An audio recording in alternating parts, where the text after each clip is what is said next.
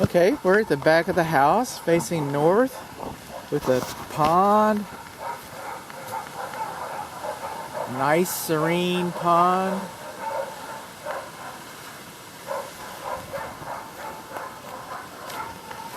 We don't have a gate on this side. So we're going to go counterclockwise around the house. This is the exterior walls. We're going to cover a lot of things. It's not just going to be walls. It's going to be foundation. It's going to be roof. It's going to be electrical. There's a lot of things. There's a lot of dynamics on the exterior. A lot to be said. Okay, lawn sprinkler heads should not be closer to the structure than 12 inches. And there's going to be some redundancy here. There's going to be. And this is a post-tension slab. It's not the best seal for a post-tension in. So we know there's different types of post-tension slabs. Several types of post-tension slabs. All we know is this is a monolithic slab foundation with post-tension cables. It's a post-tension type of slab. And they're all pretty good. We have a little horizontal crack through the brick and mortar right here on this corner.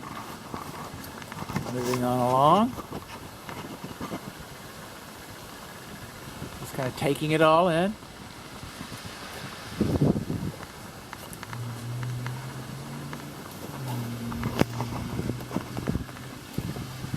Right here, now this you can see the end of the tension cable here. You see the end of the tension cable. That should be sealed. When steel rusts, it expands, and when it expands, it cracks, and it rusts enough, and it breaks. And cables are expensive, so it's a minor fix, but you know, you want to take care of it. Now, right here, what we see is this is called a weep hole. This brick is porous.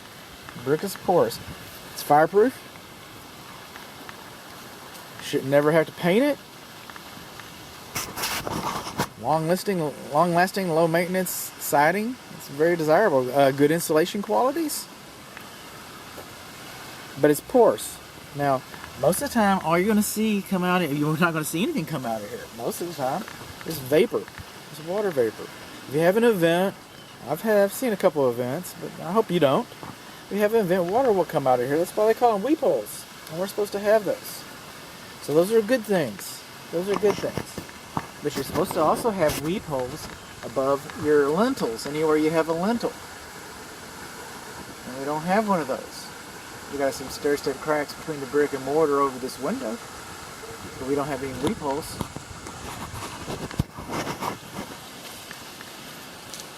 Coming along, hey, you see this window ledge? You see the way it's tilted? It's because it's designed. Okay, home ownership 101. All roofs leak, all walls leak. We designed them to shed water faster than they accept it. That's why these window ledges are tilting here. This window ledge right here is not tilting so much. How much is it tilting, bud? I don't know. But you know what? Let's see what we can do here. Bear with me. It's going to be a long video. Hang on. Hang on. Okay. That's good. That's enough. Make up your mind. 3 degrees? 6 degrees? Really? Okay. 3 degrees? 2's required. You could have 10 degrees. But it shouldn't be any less than 2. So this window ledge, even though I called your attention to it, it's not an issue. I'm going someplace though. I saw something or other. I saw something on the roof.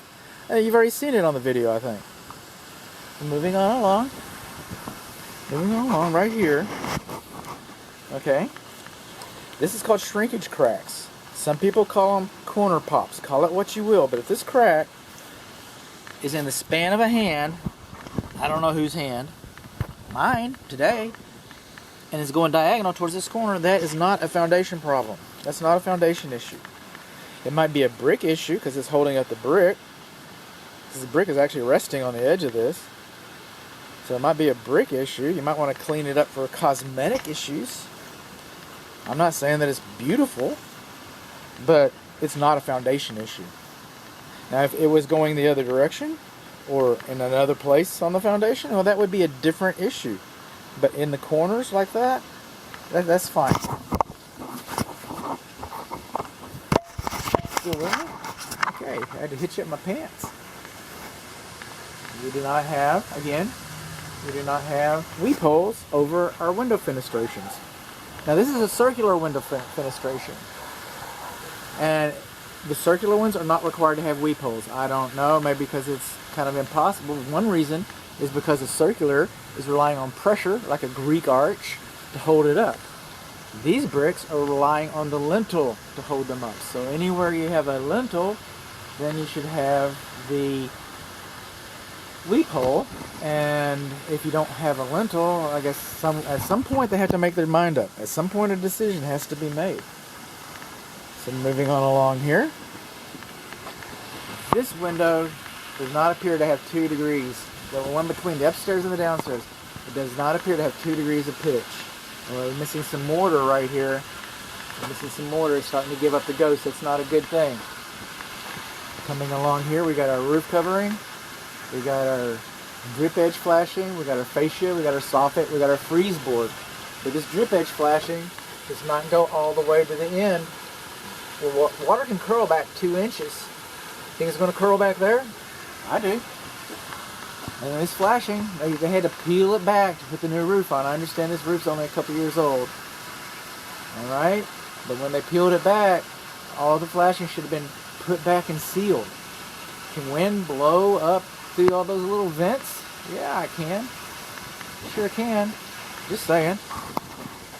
Coming on along. We got a little bit of crack at the top of your arch.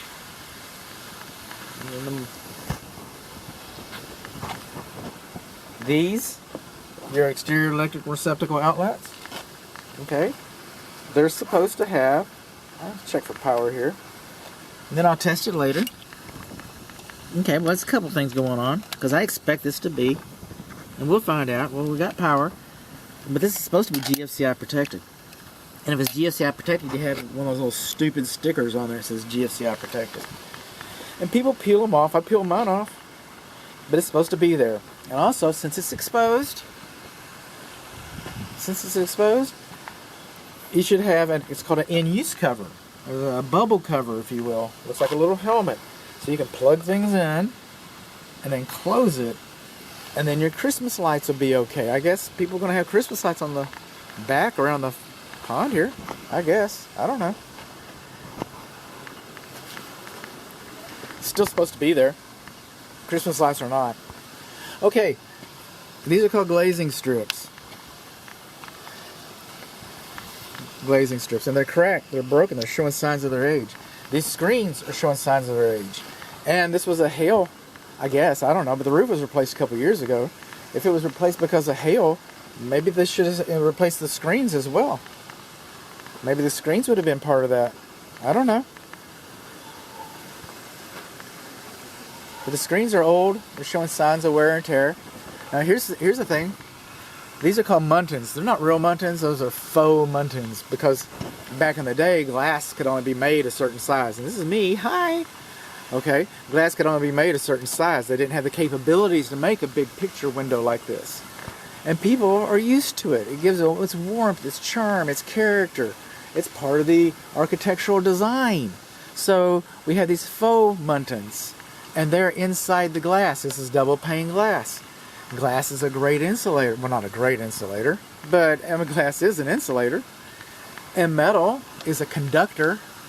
And so it gets moisture in here. See that? See the way that's moving around? Okay. When you lose your seal, because this is a vacuum. Some of them are charged with nitrogen or something, but really it's a vacuum. And nature abhors a vacuum, and so when you lose your seal, air gets inside of these windows. You can even hear it. That's another way to tell. Alright, when air gets inside of here, what's in the air? Humidity. Humidity is moisture. It's attracted to the conductors. And so these are great. I might not be able to tell this window had lost its seal if it hadn't been for these faux muntins, but they're there. And these marks are there, and so I know that this window seal has been compromised. You will not lose any efficiency Some people say you lose efficiency. You won't be able to measure. You will not lose any security. It's just ugly. And some of them get ugly. It's not going to get better.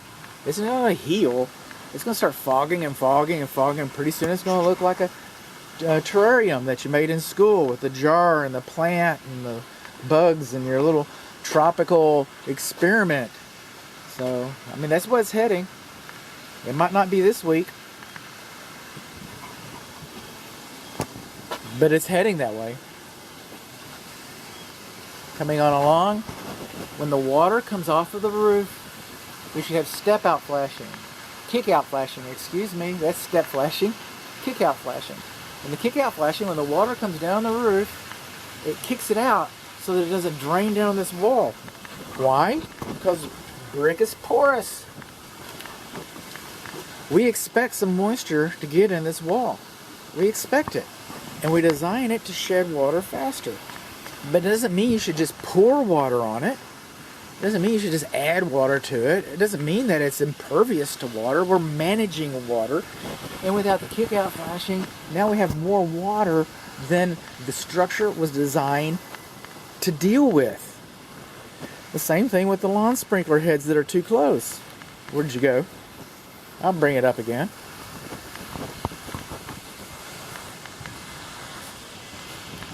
More glazing strips are torn. More hail damage on the windows. Window screens.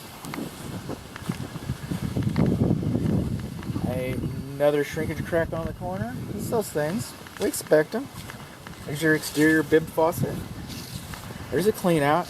It's not a main clean out. That's a clean out. That's nice. It's for I think the master bathroom. I haven't been inside yet. More windows. Looks like we have some fresh paint. That's good.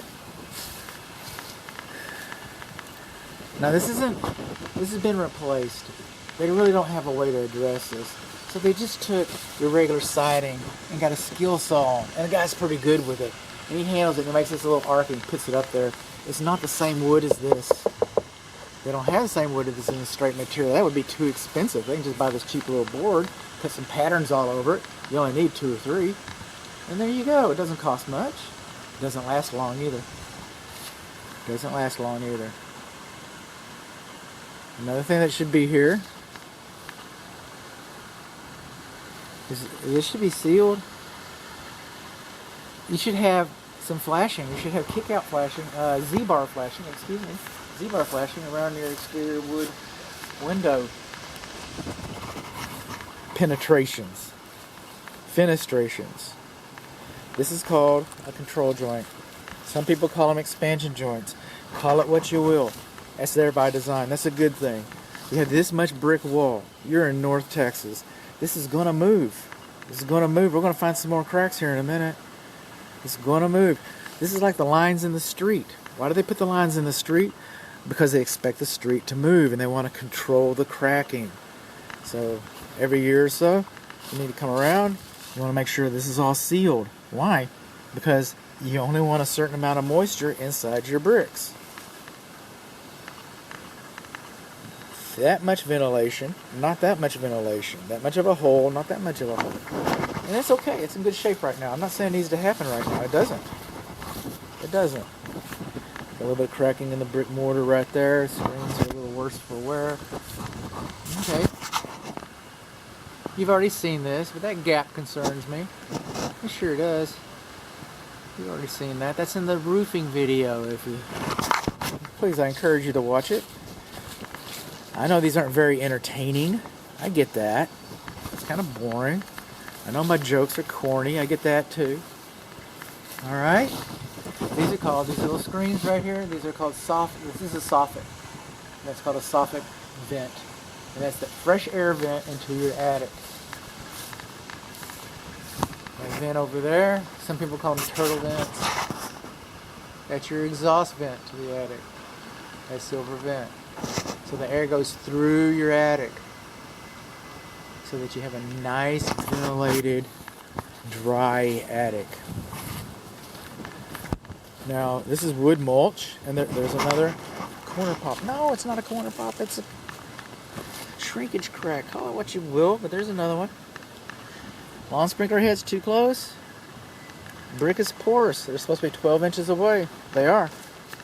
And we're doing a wood destroying insect report today. So anytime you have wood mulch next to the house, that's conducive to wood destroying insects. It's conducive to termites. I get it. My wife has it next to our house too. We want it. We want it. But by the way, what is it made out of? Dead wood. Where is it? On the ground? Is it wet there? You bet. We got a sprinkler system. What do termites like? Wet, dead wood on the ground.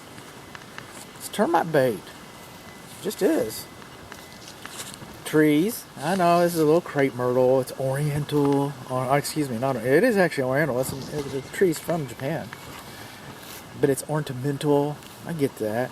But if it's bigger around than 3 inches, then that's a tree. It's not a bush anymore. It's a tree by definition. That's a species.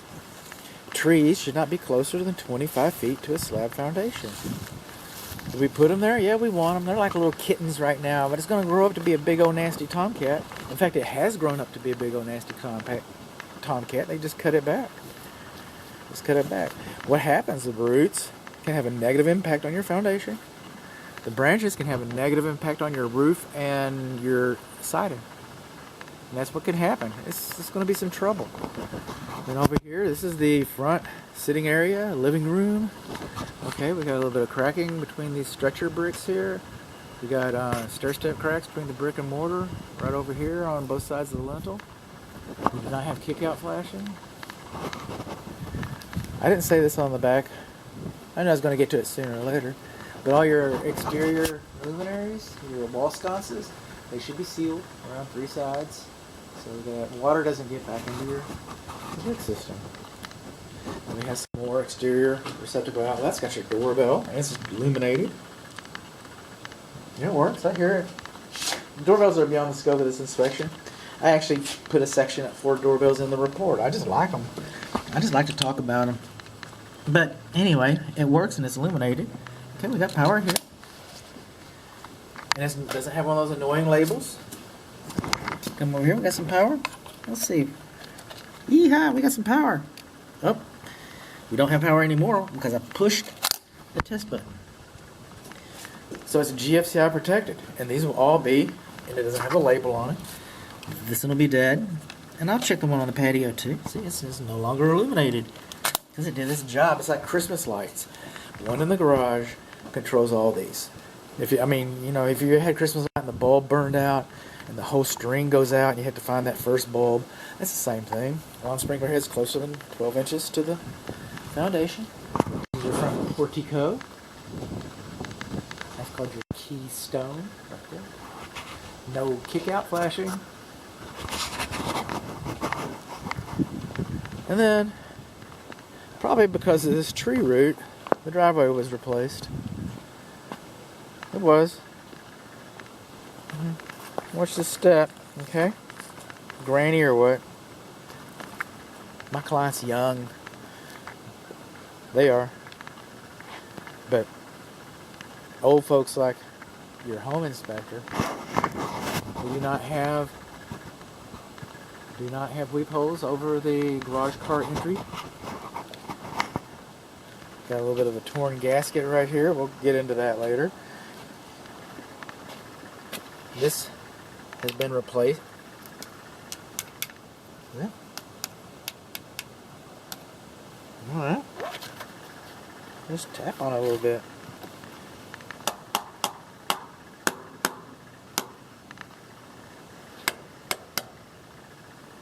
Huh. That's an echo. I don't know, but it's been replaced on both sides because we had some water damage.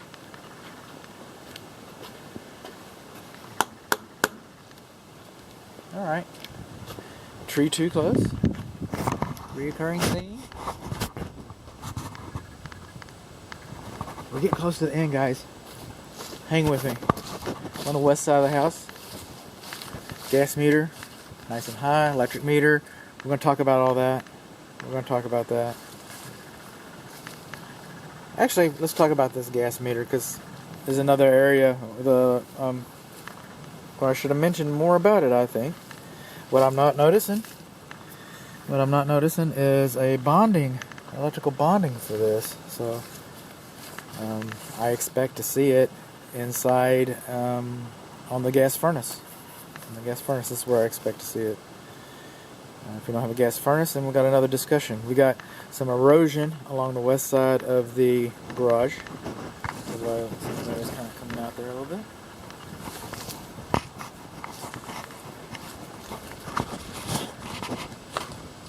The yard's graded pretty well. I'm looking at the grading. I'm not seeing high soil. That's a good thing. And everywhere I'm seeing, the water's running away from the house. See that? I don't like the trees too close. I don't like the wood mulch. And it's the same in the back, but I'm just kind of like calling it to your attention. This is nice. The grading and drainage around this structure is pretty decent, actually. It's good to know. Well, come on along. Tree too close. Come on. Remember post tension ends? Oh, there's another thing. See that little wet spot right there? This is for your water heater. That's your water heater temperature pressure relief valve drain line, and it's leaking. It's time. We got some exposed tension ends here. Exposed tension in there. There. There. We're on the west side. There. There.